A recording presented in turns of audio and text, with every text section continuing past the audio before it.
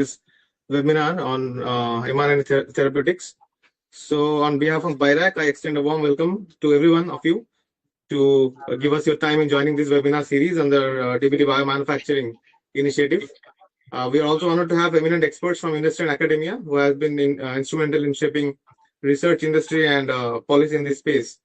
Very shortly, I said, like you all know, the Union Cabinet has approved the Bio3 policy for fostering high-performance biomanufacturing, formulated by DBT, and it's being implemented by with its with BIRAC on August 24, 2024. But in order to disseminate this information about the various components of the Biofoundry and Biomanufacturing Initiative to various stakeholders, a fortnightly webinar series was launched by DBT and BIRAC. So today, this is the 17th webinar under this series, and today we will be talking on the precision therapeutics, especially on mRNA therapeutics. So without further ado, I would like to request our MD sir, Dr. Jitendra Kumar, for his opening remarks to please grace us and start the session with your remarks, sir. Over to you, sir. Respected speakers of this webinar, Dr. Amit Awasthi, Senior Professor, THSTI, Dr. Pooja Tiwari, Co-founder and CEO, ARNA Therapeutics Private Limited, Bangalore, my dear colleagues from BIRAC, participants of this webinar, I am very happy and glad to be here today for this webinar. As you know, BioE3 policy is one of the most important policy document and paper that has been endorsed by our cabinet and being implemented by BIRAC. Although it is formulated by DBT, we are the implementation partner for this important policy. And as you know, BioE3 stands for bioeconomy, biotechnology for economy, employment, and environment. And the three components of this policy stands apart. Because what we are saying is philosophically, many chemical processes which are environmentally not sustainable should be actually transformed into biological processes, biology-based processes, and it should foster the economy as well as the employment. So this is the crux. And to make it effective, to effectuate it, this policy envisages the establishment of biofoundries and biomanufacturing hubs. And we have already launched calls for creating biofoundries and biomanufacturing hubs. And these are places where startups, industry, and any innovator can come and do their DBLT, we say, design, build, learn, test, etc., an iterative cycle where right from ideation to commercialization, the whole facility is available, mentorship is available, and funding is available. But most importantly, the infrastructure is available for them. So biomanufacturing and biofoundries, we have now established 21 so far, and 20 more are in the progress. And the call is actually regularly being, advertised and being evaluated. So it will be very nice setup of biofoundries and biomanufacturing setup in the whole country to make this transition from chemistry-based processes to biological processes happen. And I'm very glad that this is in a full swing. However, biofoundries and biomanufacturing hubs, along with these two, platforms that we are creating, we also have 6 thematic areas in which the calls are being, launched, and many people are, many innovators are applying for these calls. And one of these most important thematic area is precision biotherapeutics, and specifically mRNA therapeutics. It's an emerging area.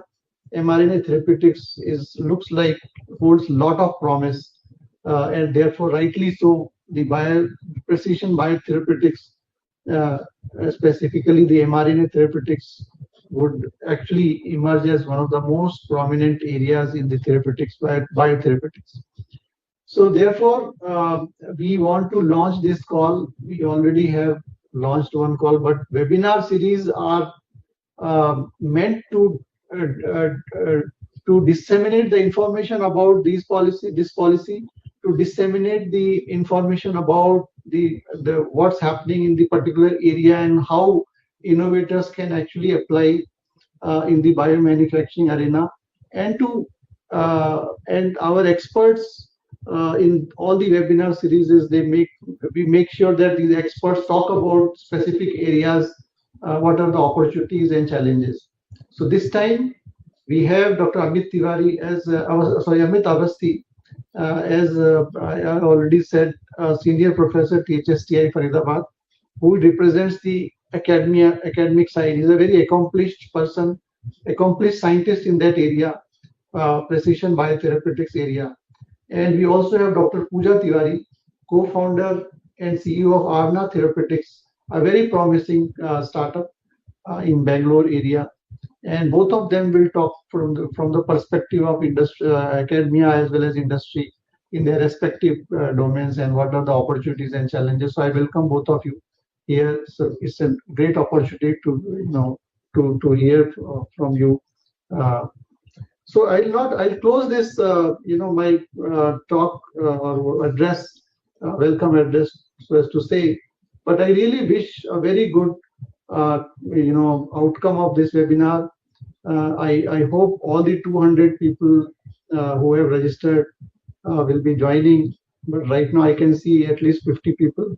Hopefully they will be actually joining, and more people are interested, will become interested in applying and to know more about biotherapeutics and all. So, I'll just, in the closing, I would just say that it should be a very fruitful endeavor, and thank you so much. And I pass on the baton to our BIRAC colleagues to further conduct this webinar. Thank you, sir. Thank you, sir, for your remarks and your deep insights. So I'd like to go ahead with the agenda. So I'd like to request now Dr. Dheeraj Kumar, the Mission Director, PMU Make in India BIRAC, to open up with the overview on mRNA therapeutics. Request sir to please go ahead with his presentation. So I'm just sharing my slides.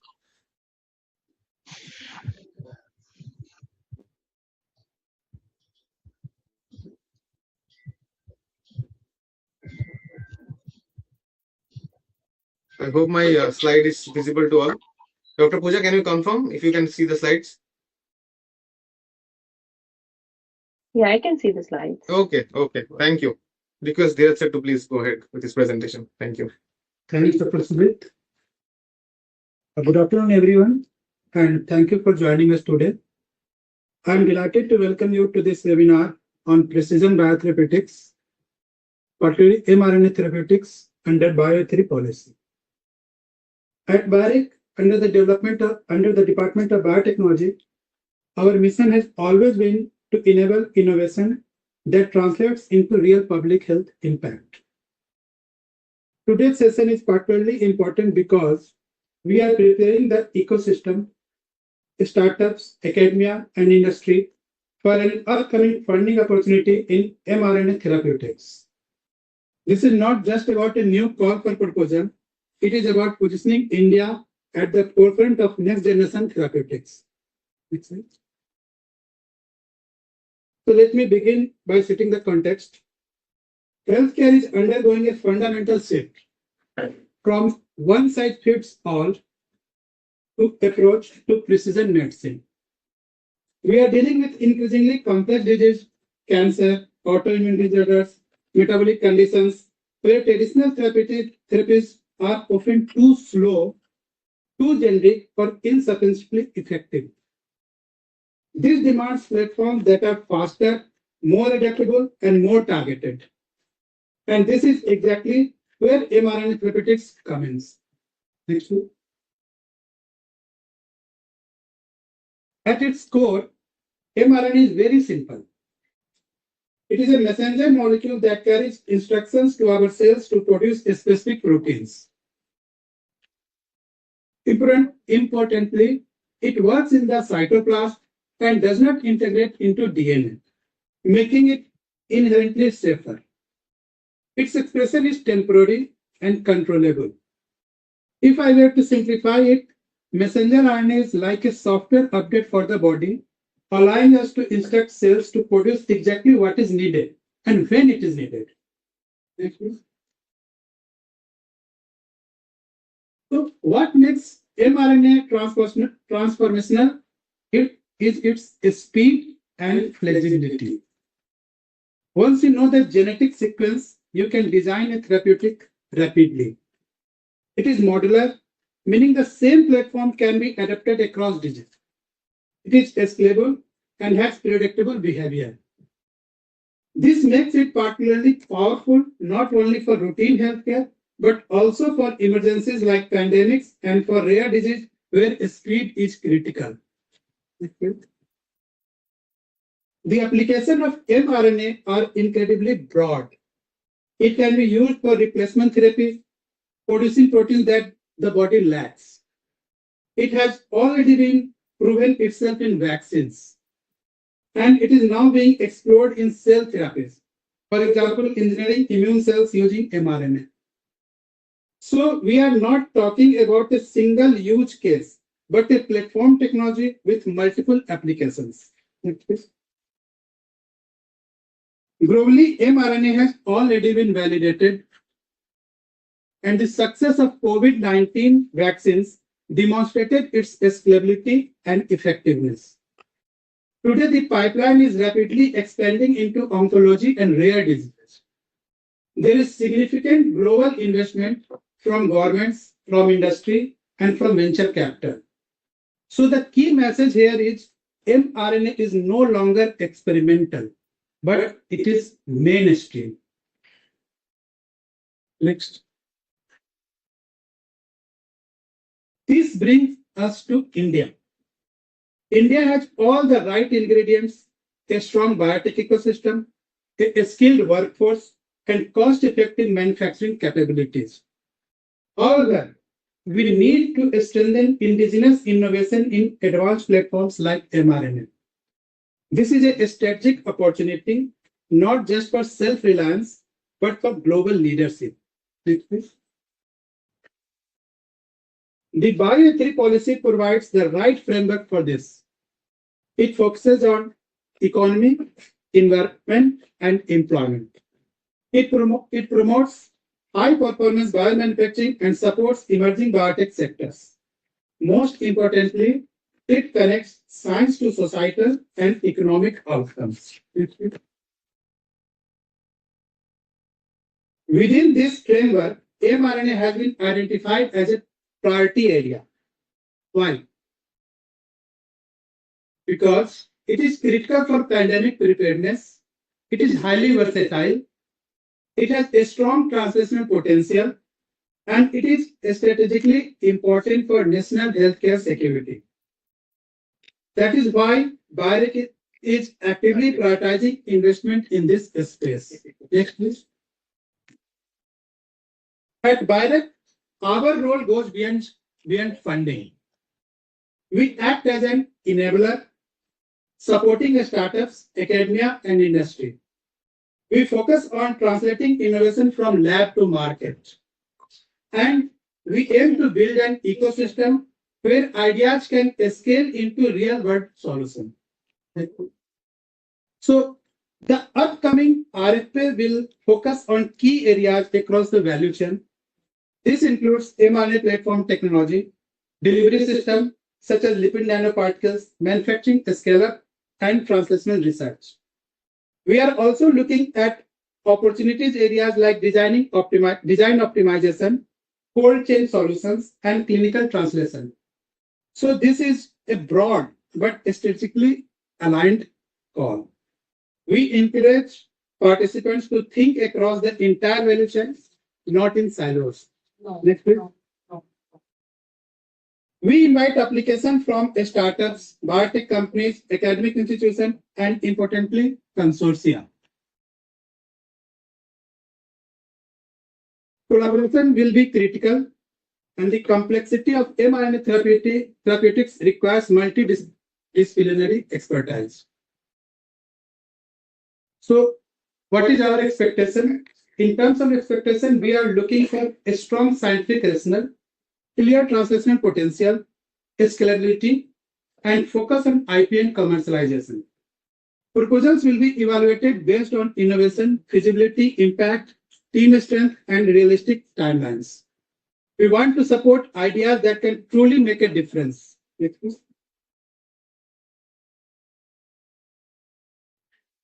Next, please. Okay. So, what makes a strong proposal? Clarity of problem, a differentiated solution, proof of concept data, understanding of regulatory pathways, and a strong partnership. In short, think like a product developer, not just as a researcher. Next page. At the same time, we recognize the challenges, stability of mRNA, delivery efficiency, manufacturing cost, and the regulatory pathways. These are real issues, but they are also areas of opportunity for innovation. So going forward, the focus should be on building collaboration, strengthening clinical pipelines, and positioning India globally in this space. This requires a long-term vision and collective effort. Next, please. So we encourage you to start preparing your proposal now, build partnerships early, align your ideas with bioethics priorities, and watch out for the upcoming RFP announcement. This is pivotal moment. mRNA represents the future of therapeutics, and India has the potential to lead. Let us work together to make that happen. Make in India for the world. Today we have for any technical queries. Today we have academic expert Dr. Amit, and from industry we have Dr. Pooja Tiwari. They will answer all your queries, and for academic queries you can ask Dr. Smita and Dr. Sujit. Thank you. Thank you, sir. Thank you for your thank you, sir. Thank you for your brief overview. I think it will be quite useful to the stakeholders who are looking forward to the next call under mRNA Therapeutics. So moving ahead, next we'd like to request Dr. Amit Avasthi, Senior Professor, THSTI, Faridabad, to please walk us through your vision on the role of academia in for this high performance biomanufacturing under mRNA Therapeutics. Over to you, sir. So, can you see my slide? Yes, sir. Yeah, we can see it. Okay. So I will be briefly talking about mRNA therapeutics in context of precision medicine. And when I say precision medicine, I will be primarily focusing on CAR T cell, that is the emerging area. And my lab is working on this area quite some time. And we have our own patented technology and the product. So I will be walk you through some of the work, what we are doing and what can be done in this field in collaboration with BIRAC as well as other industrial partner. So first of all, I would like to thanks and take this opportunity to thanks BIRAC for giving me this opportunity to discuss, present, and deliberate on this very important topic. As Dr. Dheeraj has mentioned already, that precision biotherapeutics could be multiple things comes in this area. One of the most important thing is the antibodies or monoclonal antibodies, which is again the part of the precision biotherapeutics. And another evolving area, I must say, that is the cell therapy and the CAR T cell therapy, which is really holding the future in terms of mRNA therapeutics. mRNA therapeutics has emerged as a one of the key platform, and this has been emerged as already mentioned by Dr. Dheeraj during the COVID-19, as well as Dr. Jiten Prasad has mentioned. This is emerged as one of the key area and the key platform which can be utilized not only in the vaccine but many other therapeutics, and primarily in the precision therapeutics.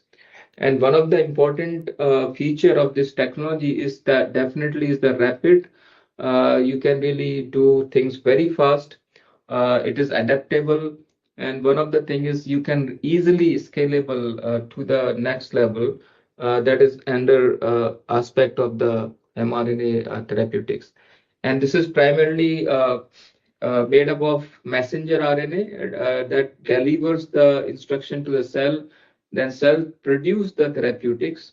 And then we ultimately, you can have another advantage of this technology or the platform is the non-integrating and the transient expression that actually make this technology or the platform is more safer as compared to other platform where you have the integration of the foreign uh, protein or let's say cDNA into the in the genome that your cells is continuously producing the protein even you don't require at some point of time. So that is, I think, one of the major advantage of the mRNA technology and the therapeutics.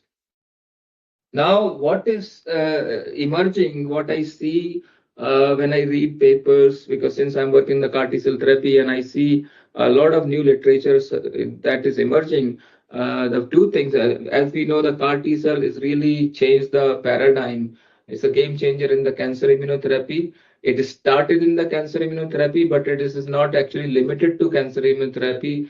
It is actually expanding to the non-cancer diseases like autoimmune diseases and many more other disease conditions. The utility of the CAR T-cell therapy against hematological malignancy has been already validated. Now the new emerging reports are coming using the same technology, same platform for autoimmune diseases, and the results are really promising for lupus, multiple sclerosis, and many more.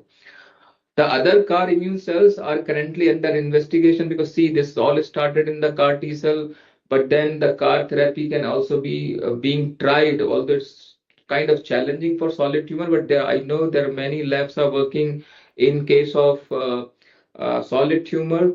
In addition to CAR T cell, there are many other cell types that is also showing the promise is CAR NK cells, CAR gamma delta cells, CAR macrophages. So these are the other therapy, the cells which is also kind of important for this.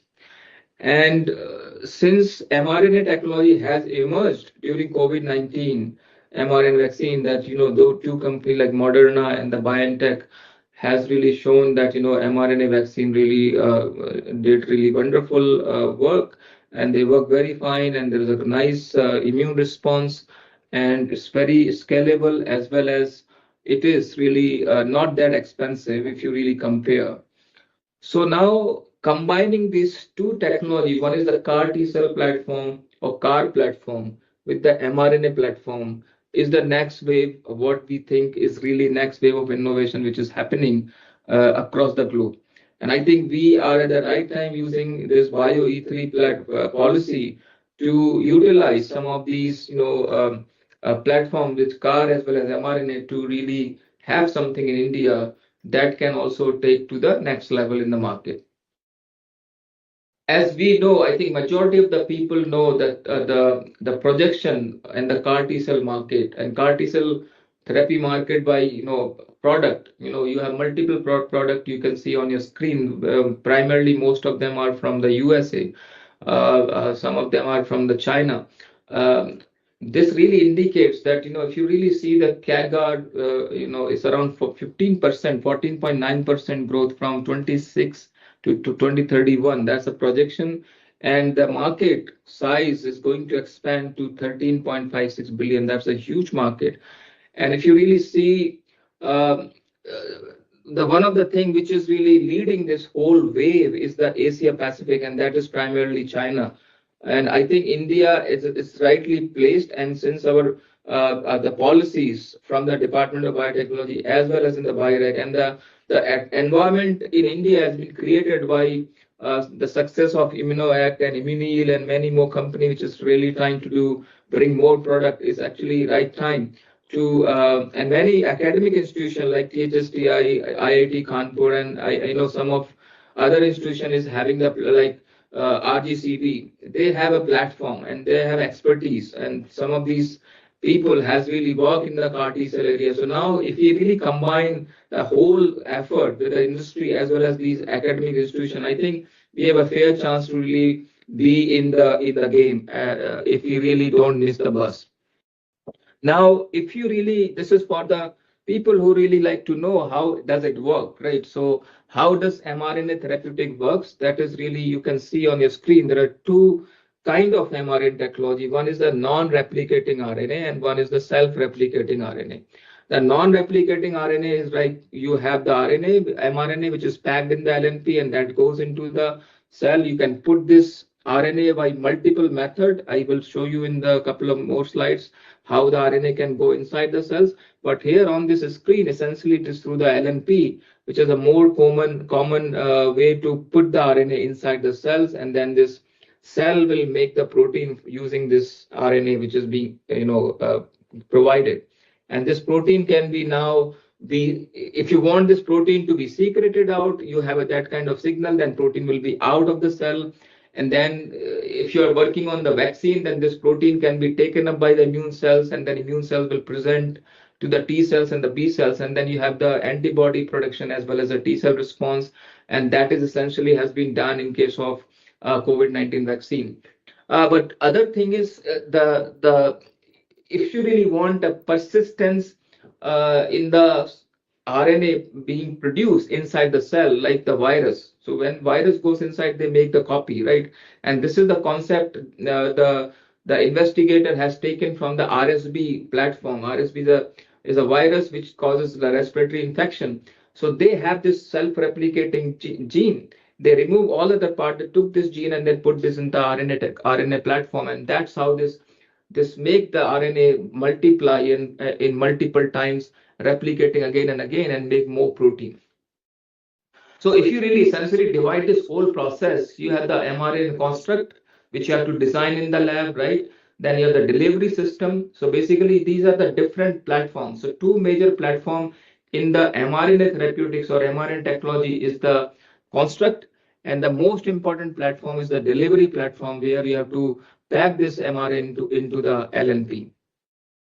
And this is the one of the example of the speed of this technology or the platform. And I just quoting this example from the WHO report, where how this technology is so quickly developed during the COVID-19. As you can see, the weeks are written here and different companies' name are there, and that's how they really quickly rolled out this. So this can be very easily scalable, and that's the advantage of this technology. Now, if you really put the CAR T cell therapy timeline into the mRNA platform, you can see on your screen something which is in the yellow in color. That is primarily on the CAR T cell, non-mRNA CAR T cell.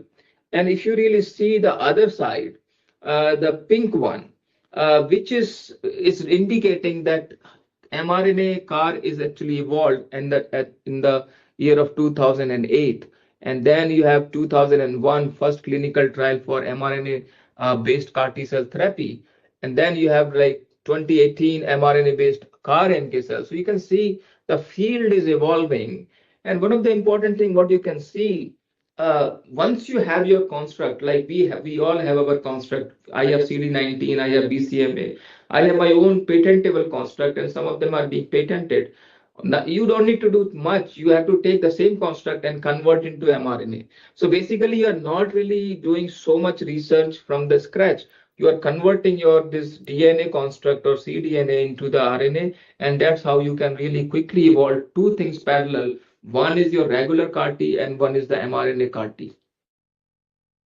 And this is how what we are trying to do. There is a multiple way of doing CAR T cell. You can see first generation, second generation, third generation, and people are working on the next generation. So basically, majority of the people are actually using the second generation, which is in the clinic, where you have the CAR T cell construct, which is like scFv of an antibody, and then you have this co-stimulatory molecule 4-1BB is a primarily one, and then you have CD3 and CD28 as well in this. Now, if you really see the upper picture, where you can really convert this whole construct into the mRNA. So you can see the VL is the variable region of the scFv here. Then you have a linker, which you can see in the black in color. Then you have a VH, This is antibody portion you can see here. And then you have the hinge region, which is really, you can see this green one here. And then you have this transmembrane domain, which is, you can see in the red, which is going into the membrane. And then you have this, all this co-stimulatory molecule, which goes inside the cell. And then that is giving the signal to the T cells.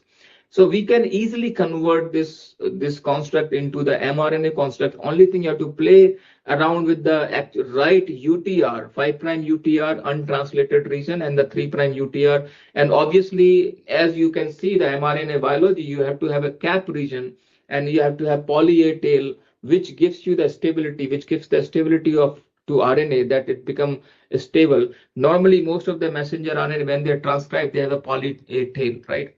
So this is very easy, and then you pack this construct and then put inside the cell. And here there is a different delivery platform were being used by the CAR mRNA. You can see delivery carrier, which is primarily the LNP, lipid nanoparticle, and they are being endocytosed, and then they are goes to endosomal, but they somehow escape the endosomal escape, and they don't really get degradation. They come out and then they make the protein, and that's the CAR construct come on the surface. You can see clearly here. On the other hand, so this approach is a non-integrated approach. It doesn't really integrate into the genome. So it comes here, use the cell machinery, and then they make the protein and the CAR protein. On the other hand, you have other platform, which primarily people are using the lentiviral platform or retrovirus platform, which is being used now in the autologous, DNA-based CAR therapy, where the virus contain all this, information, and virus is being taken up by the T cells, right? Because T cells is having a proliferation, they proliferate, and this proliferating T cells can take the virus because of the receptor. They have LDL receptor. They have the, and then they can take, and they goes and integrate into the genome, and then keep making this protein or CAR T cells. The other platform people are using is again the viral platform, which is AAV, which is the adenovirus platform, which is people are primarily using for in vivo delivery system. So basically, you can generate the whole virus containing your CAR, and then you inject directly into the human, and then it can go and taken up by the cells and expressed by many cells. But one of the disadvantage of AAV right now, the majority of the virus can go into the liver because of the liver tropism. But now I think there are the reports are coming that you can modify these viruses in a way that they can deliver the virus into the T cells, and then T cells start making the CAR, expressing the CAR construct. So here you can see the same thing. You have a patient which can have multiple cancer, you can see, and on the other hand, you have multiple CAR. You take the leukapheresis, you take out these cells, you make these things in vivo, in vitro, where you take these PBMC or the T cells, where you put this CAR mRNA on the T cells in vitro, and then these in vitro cells now start expressing the CAR construct here, and then you can put back these CAR construct into the patient, and then they can start having the killing. This is the right now the way people are doing.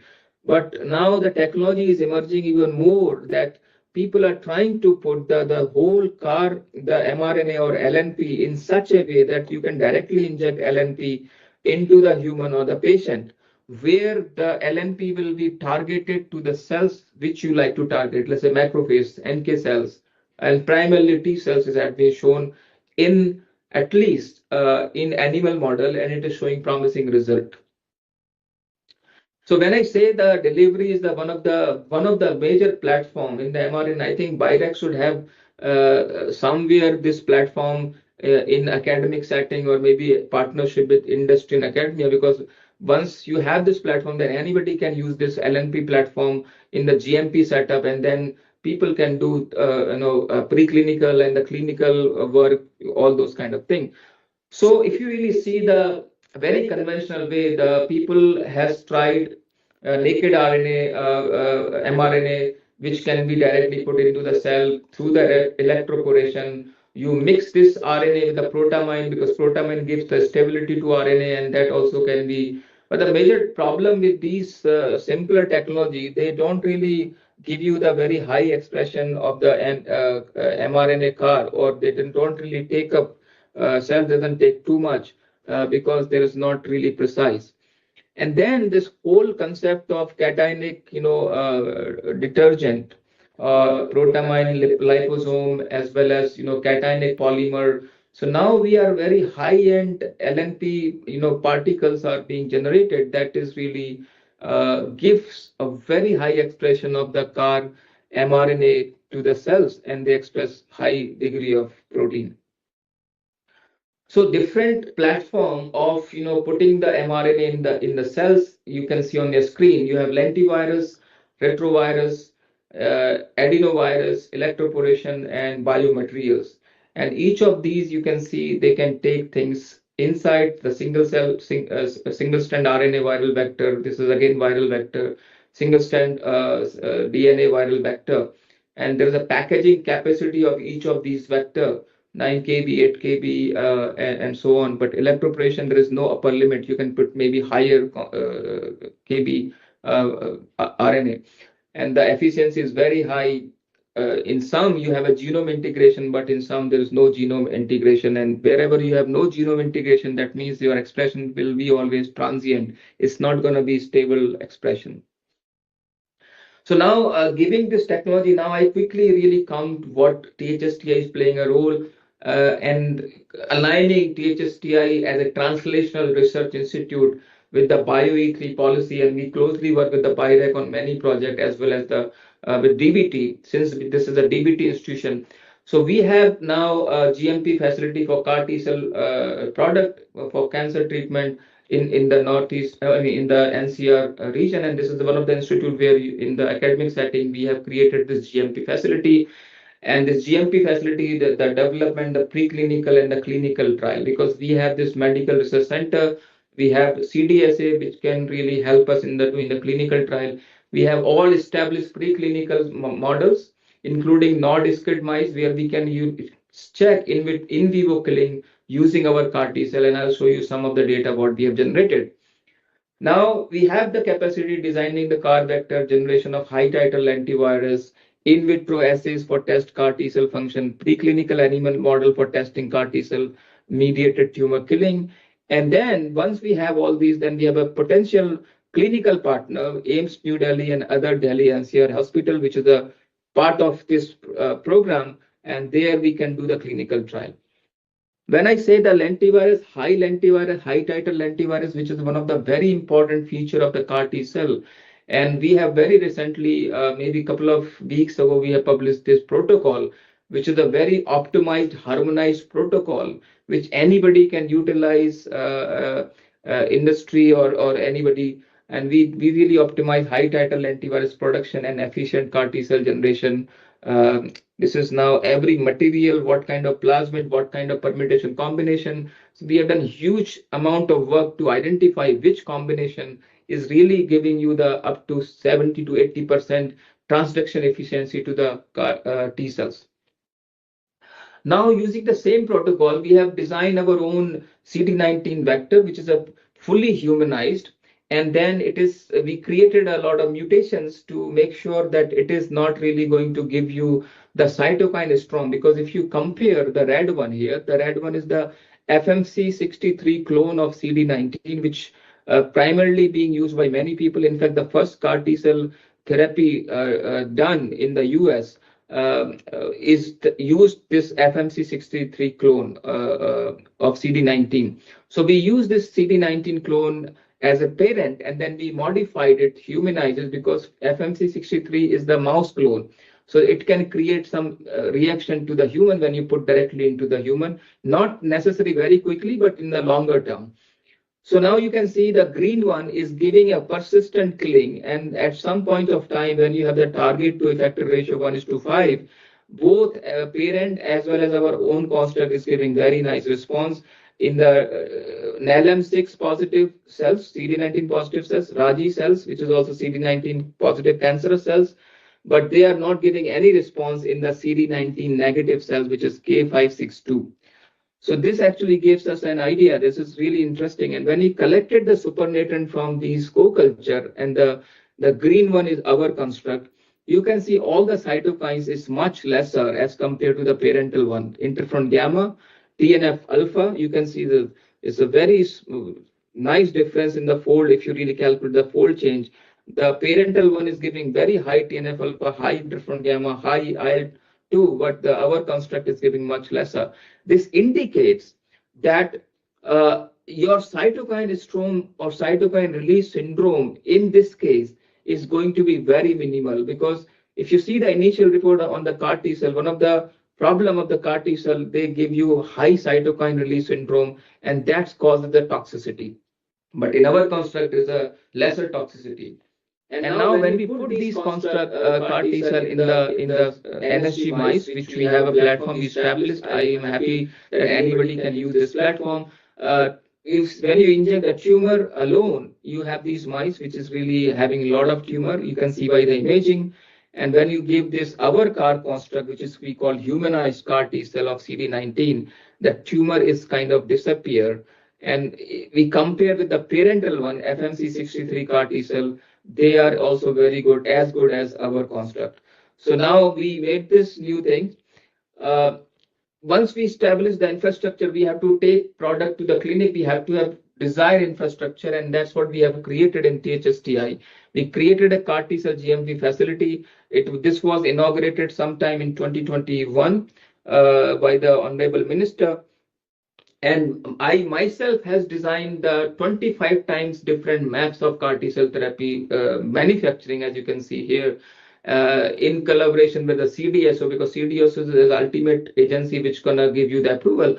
So we design it, and then this is the completed facility. So have nice clean corridors. We have different room where you can pack lentivirus. You can have the mRNA LNP room where you can also make the LNP using mRNA technology. And so this facility is now is ready, and hopefully it will be commissioned very soon, so anybody can utilize. We have QC room and various other rooms. In addition, the THSTI is also working in collaboration with the BIRAC, and we did the first hands-on training on the CAR T cell manufacturing, so that we can train the people, train the staff, because this is a very high-end technology where you need a precision and you need hand-holding in the beginning for the people. So this with the Miltony as well as the BIRAC and THSTI 3 combined, we made this hands-on training using closed system is one of the thing, and this is what we have done. And some of the pictures where you can see Dr. Jiten Kumar is there, MD BIRAC, and other BIRAC officials are there. And this course was very successful, and hopefully we will, in collaboration with the BIRAC, we will continue doing more such courses to have more trained manpower in this field, because I think this field is going to expand. Right now, the CAR T cell therapy is only given to the people who are refractory to most of the drug in case of oncology, and that is in the lymphoma or leukemia, right, or myeloma, right? But now, if CAR T cell therapy become more successful, maybe the doctors will prescribe this as a first-hand therapy, because by the time the patient come to the CAR T cell, they already exhausted most of the option, they exhausted a lot of funding, right? So if you give the CAR T cell therapy in the beginning, your number will become 5 times, right? And one company cannot cater. Sir, sorry to interrupt. Sir, very sorry. Actually, due to time constraints, we have to go ahead with our industrial expert as well. So, yeah, so this Yeah. is my last slide. So Fine. Thank you, sir. Thank you. I would like to thanks the funding agency BIRAC and the DST, the CEPI, and the other grant, and we are happy to collaborate, and thank you very much.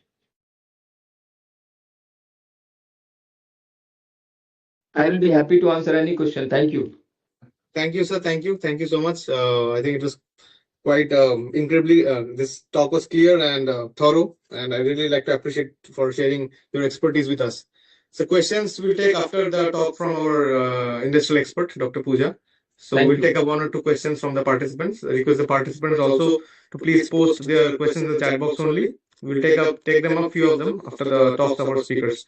So request now Dr. Pooja Tiwari, the CEO and co-founder of mRNA Therapeutics, to please present her, talk with us and enlighten us with the opportunities and the challenges which the industrial ecosystem who are available with us they want to hear more in detailed way from you. So I'll just share your slides from our end. Oh, I Is it started fine with sharing. you? Can you see? Yeah, sure. Can you see our slides? Okay, I can see the slides. fine. Please go ahead. So Over thank to you you. so much. And I know we are running short of time, so I'll try to sum up my presentation as quickly as possible. Thank you everyone for attending this webinar, and I really appreciate the opportunity and thank BIRAC and the BioE3 team. Next, please. So we are an mRNA therapeutics company. We are India's first fully indigenous and fully focused mRNA therapeutics company. We have several candidates in pipeline, including infectious diseases and then also some oncology pipeline. We were awarded BIRAC's BIG and now recently BioE3, and also we have won J&J's Quickfire Challenge Award in 2023. Next, please.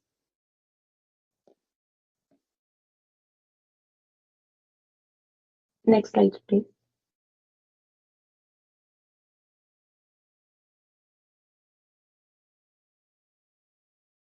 Can you hear me?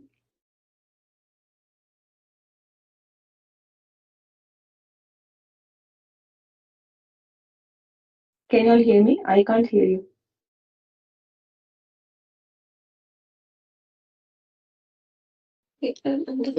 Pooja, can you hear us? I can hear you now. Yeah, just a minute. I think just one second. I think we're facing some technical glitch. Stop sharing.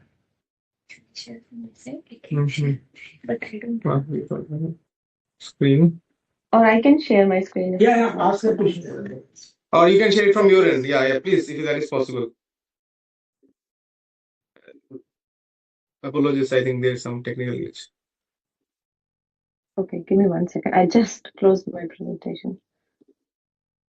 Okay, 1 second.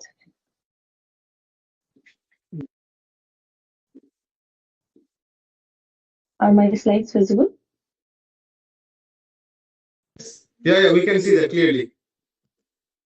Yeah, so I'll skip Please the go ahead, skip the details on the mRNA, as Dr. Avasthi really captured that very well.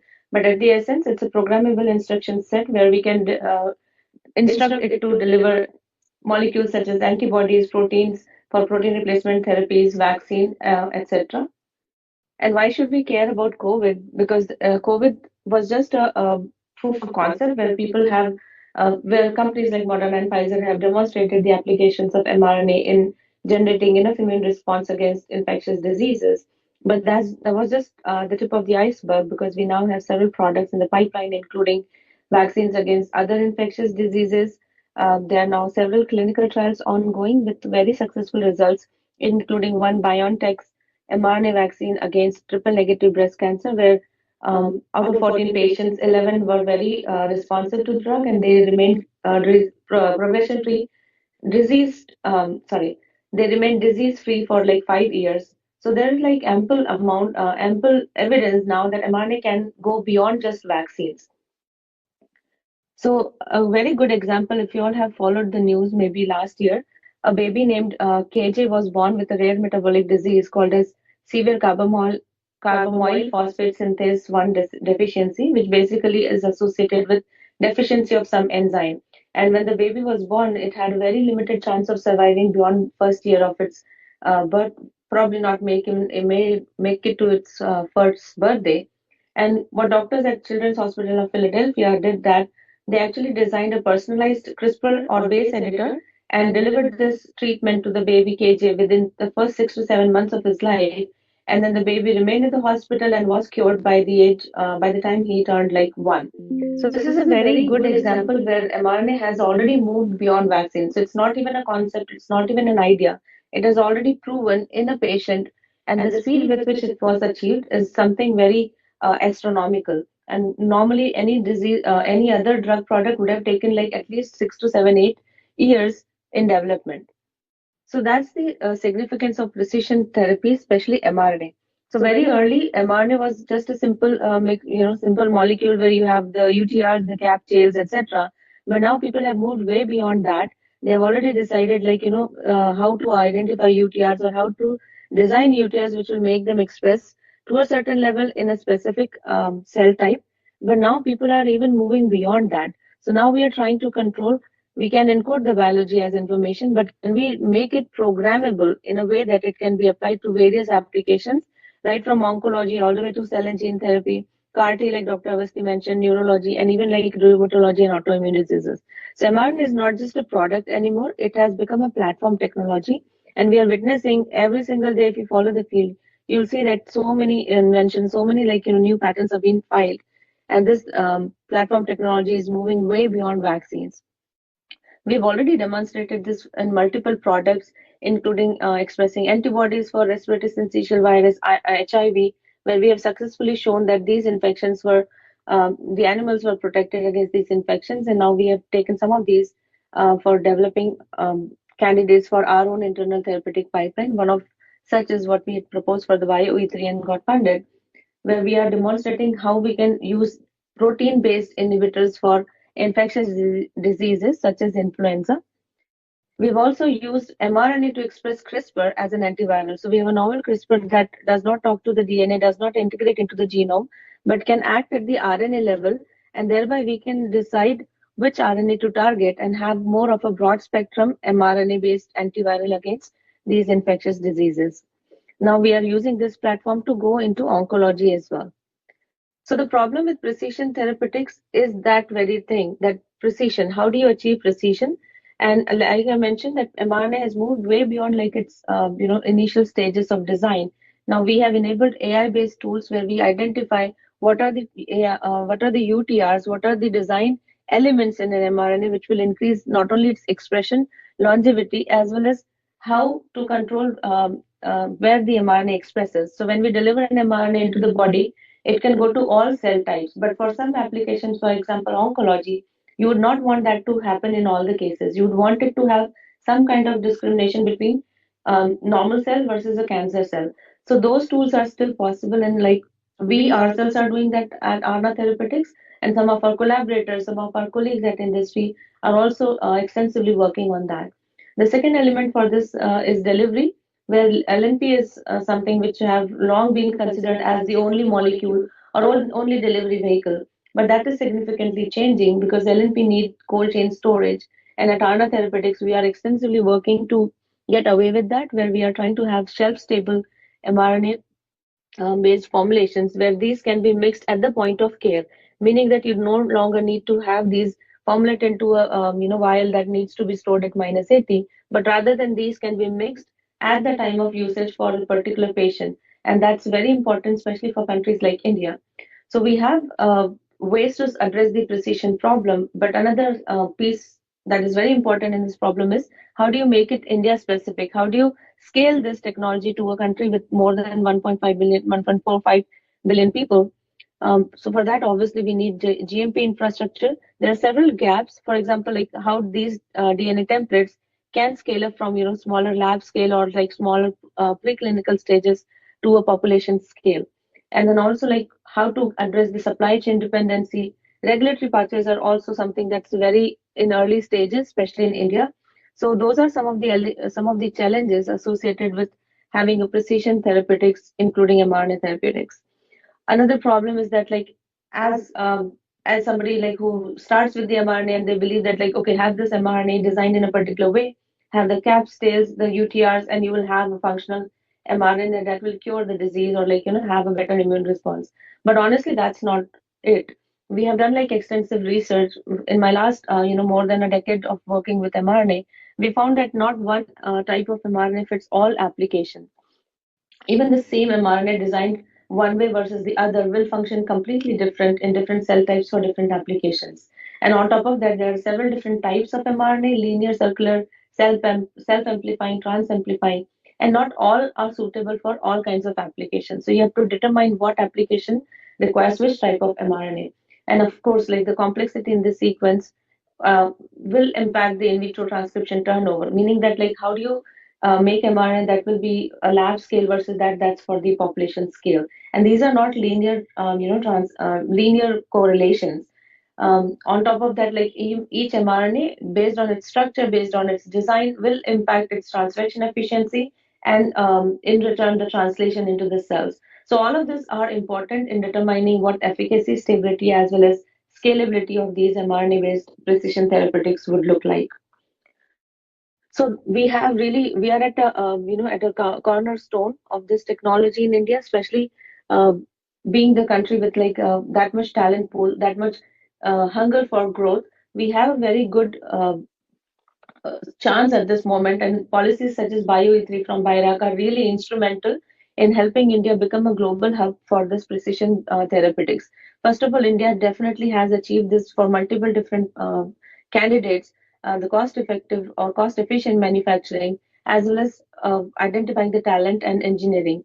We have a very large patient population, so we don't need to go out of the country. And then also we have decentralized production material. So overall, I think what we are missing is like a modular GMP, and then how do you scale these rapid batch productions from one therapy to go into the other one? And the pipeline should be flexible. And I believe all of these are possible with the correct kind of funding, infrastructure, and regulatory framework in place. And at ARNA, we are specifically addressing this issue. Like I mentioned, we are utilizing some AI-enabled tools to optimize the mRNA itself, make it more tissue-specific, target-specific, as well as address the chemistry-related questions. Our goal is to identify engineering the mRNA itself to achieve stability as well as efficacy after delivery. On top of that, like we are trying to move away from the cold chain storage, where we are trying to get mRNAs that are delivered either through nebulization or through vaccine patch, or like something that can be made at the point of care. So we are addressing all of these issues while simultaneously building our own modular GMP infrastructure in-house. So for my next vision is that like we can go from like single drug for one thing to platform technologies, make these therapies patient specific or patient personalized for individual patient, and this can be very easily achieved with the scale, especially with the mRNA technology. So future of mRNA lies in identifying the target, designs, making them completely cell-free systems. People are even trying to move away from like the templates, going from like plasmid to innovative template designs, which is also one of the focus areas where ARNA is working, and then develop on-demand personalized individualized therapies and moving beyond needles, meaning that go from like just injectables to vaccine patches, inhaled and oral products. And of course, there is several applications available in agriculture, veterinary, aquaculture, and many more. So precision therapeutics is a really great place where we are right now, but it should work when the time matters, especially in the case of baby KJ. This is his picture with his happy family. And many Indian families, many Indian patients are desperately waiting for happy pictures like this. And I think we can certainly achieve that with the academia, industry, and government partnership. So I really like to thank BIRAC for the funding. We started with BIRAC's funding, and we are now funded by BioE3, and we like to continue working with BIRAC further. Thank you so much. Thank you, Dr. Pooja, for your brief insights. And at such a short point of time, I think you have covered almost all the areas which our stakeholders wanted to listen to you from you. And really apologies for pushing you so hard due to time constraints, but thank you for understanding.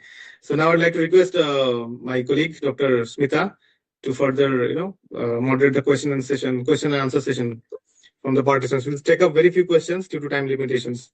And rest, I'd like to request the participants to, have written in the chat box also. When you get a feedback form, please write your questions on that as well.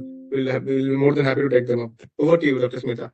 Thank you, Dr. Sujit. So the first question is by Ms. Ishita Biswas for Dr. Avasti. It is a quick one.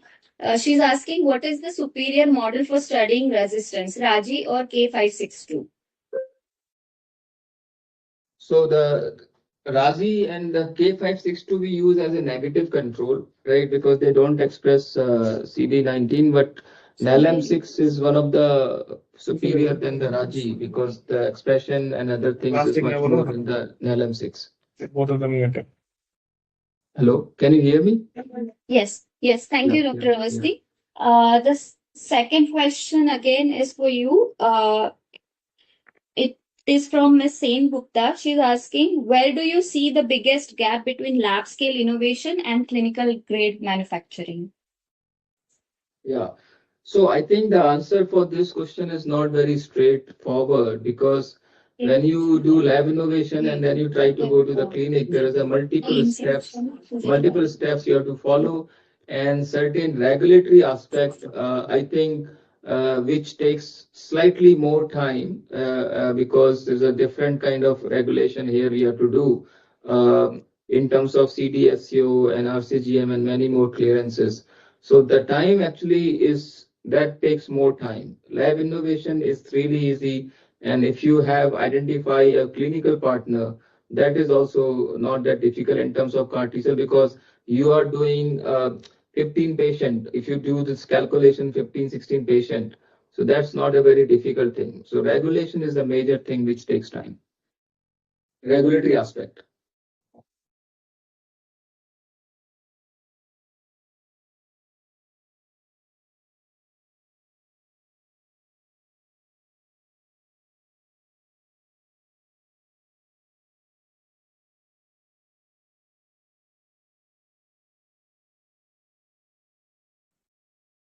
Dr.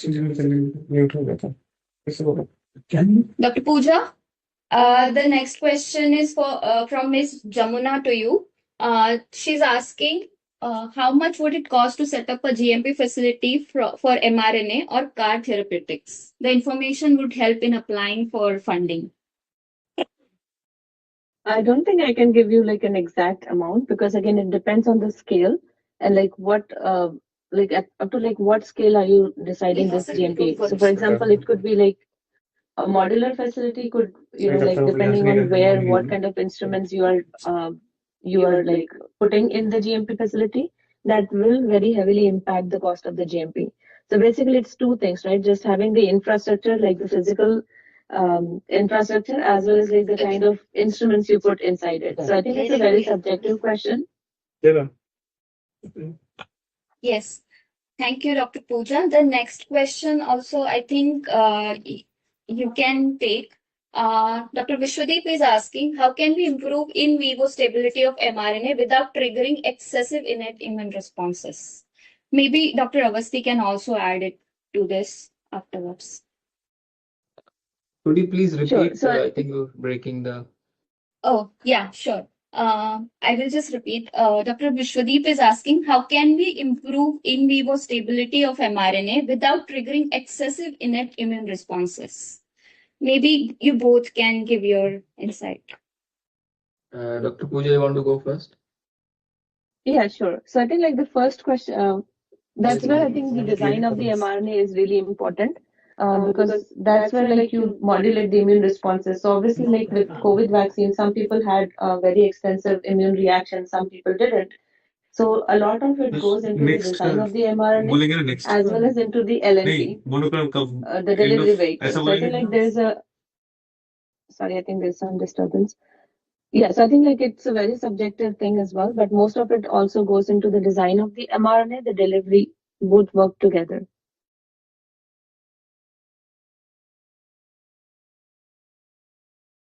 Thank you, Dr. Pooja. Dr. Avasti, would you like to add something?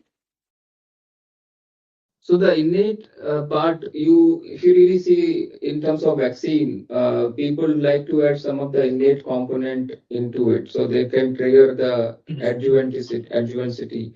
Some of these components you can easily engineer to remove in terms of you don't want to have a hyperactivation, because in case of CAR T cell, you really don't want any innate.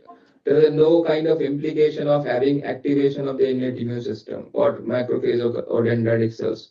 So basically here you just want your CAR T cell construct to go inside the T cells and then T cell express, right? So there engineering aspect where you can remove some of the component where the innate activation of innate immune system can be avoided.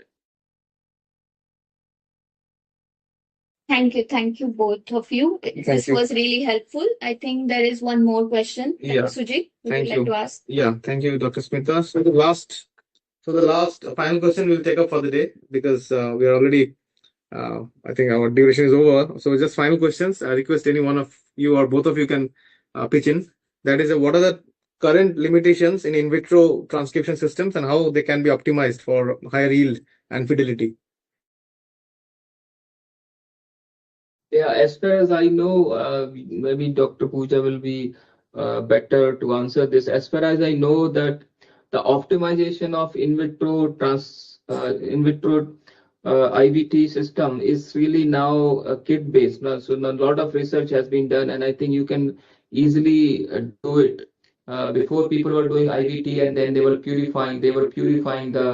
further purifying the construct to remove some of the impurity. But now there are multiple kits are available in the market where you can directly do IVT and you don't need to do those kind of purification to remove impurity and all. So that is pretty much optimized now in terms of IVT. Yeah. Sorry, could you repeat the question one more time? Okay, just a minute. I just asked that the current limitations. One of our grantee wants to know. He's from a startup, because startup only. Current limitations of in vitro transcription system and how they can be optimized for higher yield and fidelity, which Dr. Avasthi has replied from an academic point of view. So, would you like to add to that? Yeah, so I think definitely this is like, and correctly Dr. Avasthi correctly said that it is pretty much optimized, but then like now that's why I said like now we are in the mRNA 3.0, not even mRNA 2.0. So original mRNA was like, can we make the mRNA that works? And second was like, can we make the mRNA that works better? Now the goal is to make the mRNA more specific, higher fidelity, less background, less double-strand RNA contamination, or like less like byproducts being formed. And yes, those are all being they're all possible. They are being continuously developed. So a lot of lot of it is going into the design of the template itself. So earlier, the only option people were using is like DNA. Now, sorry, the plasmid DNA. Now people are understanding that what kind of plasmid DNA it is. Is it like supercoiled? What kind of uh, linearization enzymes are being used? What are the T7 polymerase fidelity is there?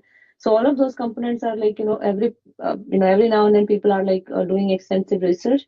For example, companies like Aldevron have come up with like newer versions of T7 polymers which are like 10 times more efficient and making the mRNA and also be more have more fidelity.